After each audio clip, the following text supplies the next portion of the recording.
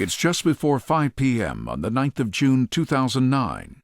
In the dispatcher's station of the New Mexico State Police Aviation Department, a call is transferred in from a 911 operator. A hiker, a visiting student from Japan, is lost in the mountains northeast of Santa Fe.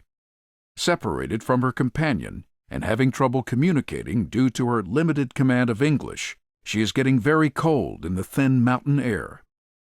As a ground-based search and rescue operation is organized, the decision is made to mount a helicopter search as well. The dispatcher contacts the chief pilot, who has already worked a full shift that day, including 3 other flights. He initially turns down the mission, citing high winds in the mountains. However, after rechecking the weather and determining that the department's other pilot can't go, he calls back and agrees to take the flight. It's nearly 7 p.m. by the time the pilot, accompanied by a police spotter, departs Santa Fe in the twin-turbine Augusta A109.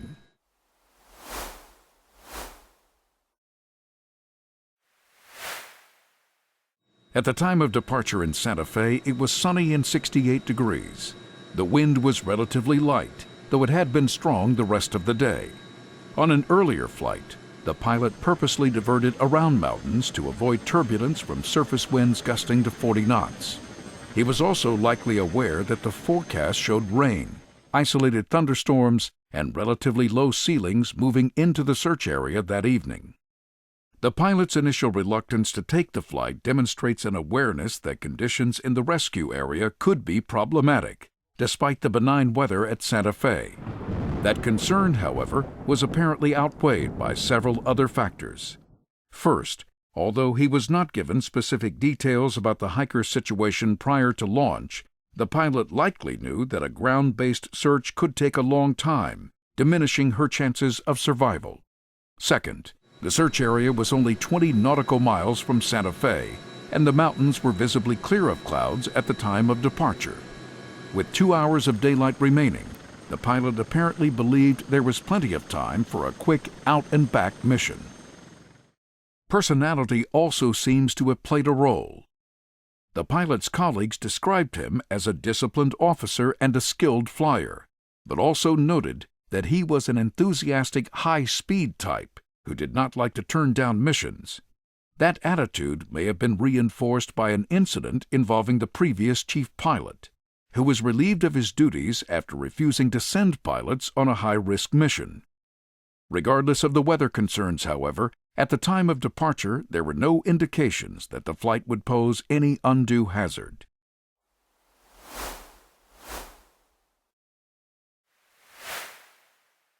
Shortly after departing Santa Fe, the pilot and spotter arrive in the search area. It soon becomes apparent, however, that finding the missing hiker will not be simple. Talking to the dispatcher via cell phone, the hiker can hear the helicopter, but because of her limited English, she can do little to help narrow the search. At 7:30 p.m., the pilot advises dispatch that he is dealing with, quote, a lot of wind up here, but that he intends to continue the search. It's after 8 p.m. when he finally spots the hiker on the forested slope. With no good landing spots nearby, the pilot begins searching for a place to set down.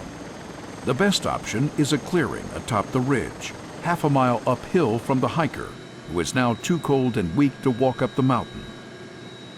As the pilot touches down at an elevation of nearly 12,000 feet, the helicopter is rocked by turbulence. It's now 8:30 p.m., 20 minutes after sunset. As the doors open, the pilot and spotter are greeted by a frigid blast of wind and sleet, commenting that, quote, I'm not going to spend a lot of time, or we're going to have 2 search and rescues. The pilot starts downhill on foot.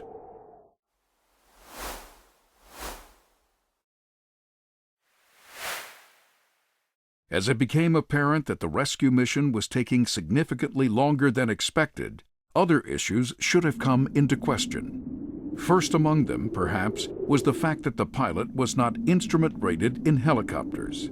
As darkness gathered and the weather deteriorated, the odds of a safe, much less legal flight home dropped precipitously. Further complicating matters was the fact that night vision goggles, which the pilot had been trained to use, were not aboard the aircraft. The pilot's comment about 2 search and rescue missions indicated his awareness of the growing danger, but that awareness was likely offset, at least in part, by concerns about the hiker's fate in the cold, dark wilderness. A ground crew might still take hours to reach her. With the prospect of a rescue tantalizingly close, the pilot opted to continue the mission.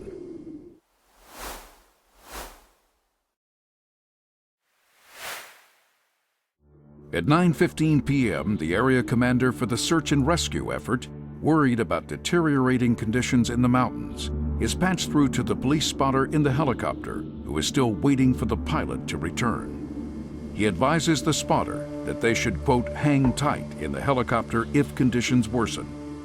It's nearly 9:30 when the pilot finally returns, carrying the hiker. On the ridge, the sleet has turned to snow, and the clouds have dropped menacingly. The surrounding peaks are now invisible in the darkness. As the pilot, spotter, and hiker board the helicopter and prepare for departure, there is little debate about alternative courses of action. Less than 9 minutes after returning to the helicopter, the pilot starts the engines and lifts off.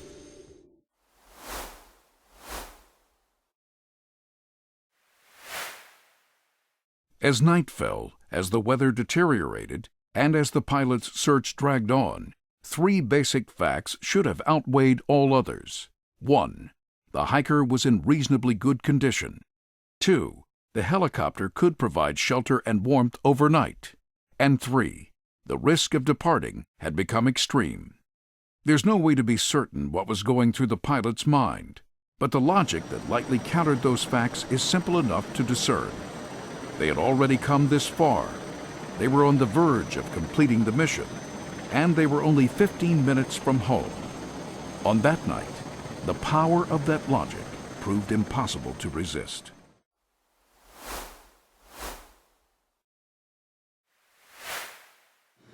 In the cockpit, the pilot points to a narrow gap in the cloud bank, indicating that this will be his departure path. As he lifts clear of the terrain, however, visibility drops almost instantly to 0, and turbulence rocks the aircraft. Soon the helicopter is flying an erratic path northeast through the mountains away from Santa Fe.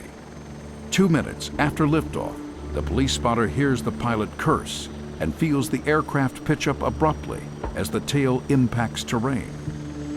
Over the next minute, the pilot struggles to control the mortally wounded aircraft. Losing the battle, he eventually impacts a steep, rock-covered slope. As the helicopter tumbles down the hill and breaks apart, the pilot and hiker are thrown clear. Neither survives. When the fuselage finally grinds to a halt, the police spotter finds himself alone.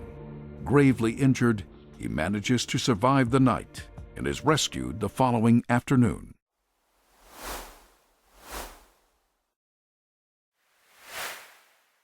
For most of us, the world of helicopter search and rescue is far removed from our personal flying experience. We don't go on missions. We don't have to be ready to launch any time in almost any weather. No lives will be lost if we decide not to fly. So it's tempting to write off an accident like this to extraordinary circumstances and a terrible lapse in judgment. But there are lessons for all of us here. This accident is a near-perfect encapsulation of what's sometimes called the mission mindset or planned continuation error, a sort of tunnel vision that can cause even smart, experienced pilots to push forward down a path that leads to disaster. It is not a rare phenomenon.